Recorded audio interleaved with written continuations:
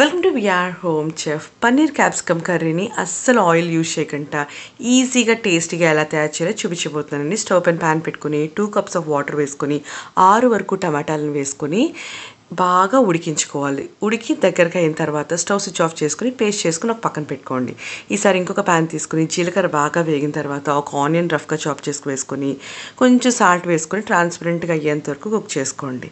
మాడకంట లో ఫ్లేమ్లో పెట్టుకోండి. ఈసారి టమాటో ప్యూరీని వేసుకొని కొంచెం అల్లం వెల్లుల్లి పేస్ట్ వేసుకుని దగ్గరగా అయ్యేంత వరకు కుక్ చేసుకుని అప్పుడు మాత్రమే క్యాప్సికమ్ని, పన్నీర్ని, గ్రీన్ పీస్ని వేసుకుని మూత పెట్టుకుంటూ కుక్ చేసుకోండి. ఈసారి దీంట్లోకి ఉప్పు, పసుపు, కారం, ధనియాల గుండ, కస్తూరి మేతిని వేసుకుని డ్రైగా కుక్ అయ్యేంత వరకు, ప్యాన్ నుంచి సపరేట్ అయ్యేంత వరకు మూత పెట్టుకుంటూనే కుక్ చేసుకోండి. ఇలా పూర్తిగా డ్రై అయిపోయిన తర్వాత ఒక 1/2 కప్ వాటర్ వేసుకొని కొంచెం గరం మసాలాను కూడా యాడ్ చేసుకొని దగ్గరికి అయిన తర్వాత కొత్తిమీరతో సర్వ్ చేసేసుకోండి.